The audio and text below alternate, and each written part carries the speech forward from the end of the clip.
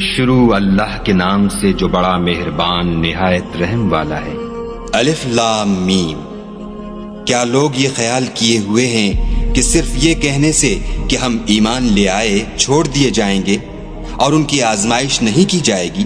اور جو لوگ ان سے پہلے ہو چکے ہیں ہم نے ان کو بھی آزمایا تھا اور ان کو بھی آزمائیں گے، سو خدا ان کو ضرور معلوم کرے گا جو اپنے ایمان میں سچے ہیں اور ان کو بھی جو جھوٹے ہیں۔ کیا وہ لوگ جو برے کام کرتے ہیں یہ سمجھے ہوئے ہیں کہ یہ ہمارے قابو سے نکل جائیں گے؟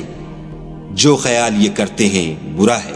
جو شخص خدا کی ملاقات کی امید رکھتا ہو تو خدا کا مقرر کیا ہوا وقت ضرور آنے والا ہے اور وہ سننے والا اور جاننے والا ہے۔ اور جو شخص محنت کرتا ہے تو اپنے ہی فائدے کے لیے محنت کرتا ہے اور خدا تو سارے جہان سے بے پرواہ ہے۔ اور جو لوگ ایمان لائے اور نیک عمل کرتے رہے ہم ان کے گناہوں کو ان سے دور کر دیں گے اور ان کو ان کے اعمال کا بہت اچھا بدلہ دیں گے۔ اور ہم نے انسان کو اپنے ماں باپ کے ساتھ نیک سلوک کرنے کا حکم دیا ہے۔ اے مخاطب، اگر تیرے ماں باپ تیرے در پہ ہوں کہ تو میرے ساتھ کسی کو شریک بنائے جس کی حقیقت کی تجھے واقفیت نہیں تو ان کا کہنا نہ مانیو۔ تم سب کو میری طرف لوٹ کر آنا ہے، پھر جو کچھ تم کرتے تھے میں تم کو جتا دوں گا۔ اور جو لوگ ایمان لائے اور نیک عمل کرتے رہے ان کو ہم نیک لوگوں میں داخل کریں گے۔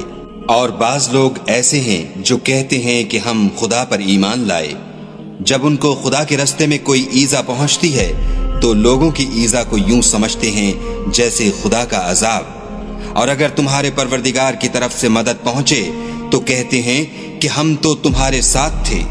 کیا جو اہل عالم کے سینوں میں ہے خدا اس سے واقف نہیں؟ اور خدا ان کو ضرور معلوم کرے گا جو سچے مومن ہیں، اور منافقوں کو بھی معلوم کر کے رہے گا۔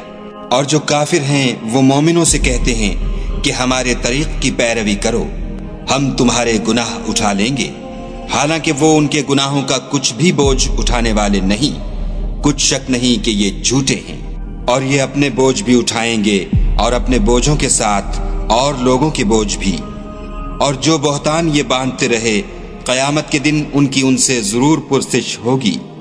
اور ہم نے نوح کو ان کی قوم کی طرف بھیجا تو وہ ان میں 50 برس کم 1000 برس رہے، پھر ان کو طوفان کے عذاب نے آ پکڑا اور وہ ظالم تھے۔